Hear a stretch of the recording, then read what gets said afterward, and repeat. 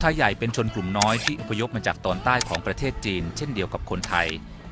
ในราวปีพุทธศักราช 1151 ถึง 1175 พระเจ้าเสือขานฟ้ากษัตริย์ไทยใหญ่ที่ขยายอาณาเขตของอาณาจักรไทยใหญ่ออกไปอย่างกว้างขวางแต่ต่อมาก็ถึงการล่มสลาย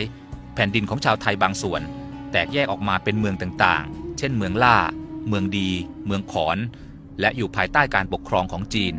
ส่วนรัฐฉานซึ่งเป็นชื่อที่ชนชาติพม่าเรียกชาวไทยใหญ่นั้นประกอบไปด้วยนครรัฐเล็กๆ33แว่นแคว้นแต่ละแว่นแคว้นมีเจ้าฟ้าปกครอง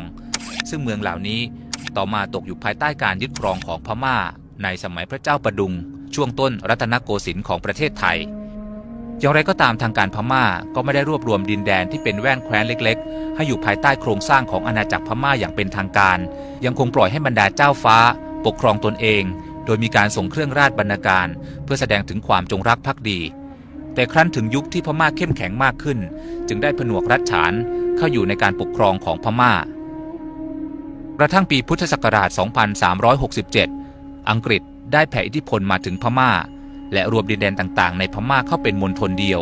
ส่วนพื้นที่ของรัฐฉานตกเป็นรัฐในอารักขาของอังกฤษแต่อังกฤษก็ให้บรรดาเจ้าฟ้าบริหารแว่นแคว้นของตนเองได้เหมือนเดิมโดยมีข้าหลวงอังกฤษดูแลและขึ้นตรงกับอังกฤษที่เมืองย่างกุ้งและเมื่อสงครามโลกครั้งที่2สิ้นสุดลง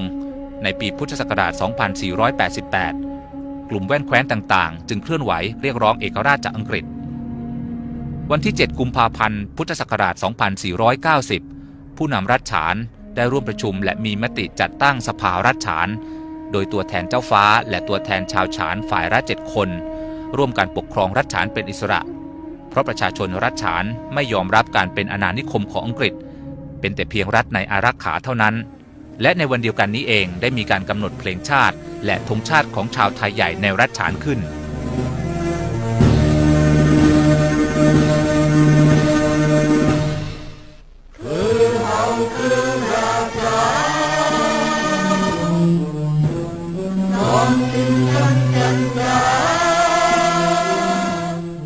อีก2 ปีต่อมานายพลอองซานตัวแทนฝ่ายพม่าจึงได้ขอความร่วมมือจากเจ้าฟ้ารัฐฉานผู้นำรัฐชินคชินและขยาเพื่อจัดตั้งสหพันธรัฐเทือกเขาขึ้นและเป็นอิสระจากอาณานิคมของอังกฤษจึงเกิดเป็นข้อตกลงในการประชุมที่เมืองปางหลงในรัฐฉานเมื่อวันที่ 12 กุมภาพันธ์ พุทธศักราช 2489 หรือที่เรียกว่าสัญญาปางหลงสาระสำคัญของสัญญาปางหลงมีทั้งหมด 9 ข้อคือ 1. ให้รวมรัฐคชินเข้าร่วมในสหพันธ์ด้วย 2. จะต้องมีการร่างรัฐธรรมนูญของแต่ละชาติพันธุ์ 3. การเข้าร่วมสหพันธ์จะต้องไม่มีเบื้องหน้าเบื้องหลัง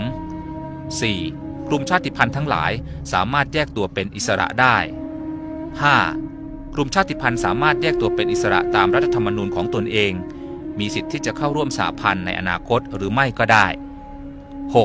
กลุ่มชาติพันธุ์จะต้องมีสิทธิเสมอกันกับชนชาติพม่าตามวิถีทางประชาธิปไตย 7. สหพันธ์ไม่มีสิทธิที่จะแทรกแซงการบริหารในรัฐฉานและรัฐฉานจะต้องมีรัฐธรรมนูญเป็นของตนเอง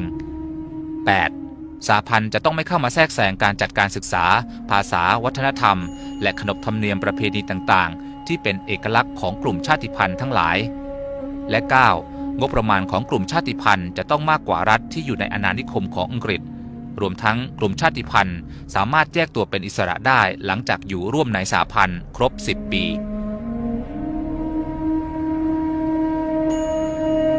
และเมื่อสหภาพพม่าได้รับเอกราชจากอังกฤษเมื่อวันที่ 4 มกราคม พุทธศักราช 2491 เจ้าฟ้าจากรัฐฉานได้ขึ้นเป็นประธานาธิบดีคนแรกมีการประกาศใช้รัฐธรรมนูญแห่งสหภาพพม่าปีพุทธศักราช 2490 ซึ่งในรัฐธรรมนูญก็ได้กำหนดสาระสำคัญของสัญญาปางหลงไว้ด้วยคือการแยกตัวออกจากสหภาพพม่าของรัฐอิสระทั้งหลายแต่ก็มีเพียงรัฐฉานและรัฐขยาเท่านั้นที่มีสิทธิ์ที่จะแยกตัวเป็นอิสระส่วนรัฐอื่นให้เป็นเขตปกครองพิเศษซึ่งนั่นหมายถึงว่าเป็นการบิดเบือนและการไม่ปฏิบัติตามสัญญาปางหลงที่ได้ให้ไว้กับทุกรัฐและนี่เองเป็นสาเหตุสำคัญที่ทำให้ประเทศพม่ายังคงเป็นประเทศที่เต็มไปด้วยความขัดแย้งมีการต่อสู้เพื่อเอกราชและประชาธิปไตยของกลุ่มชาติพันธุ์จนถึงปัจจุบัน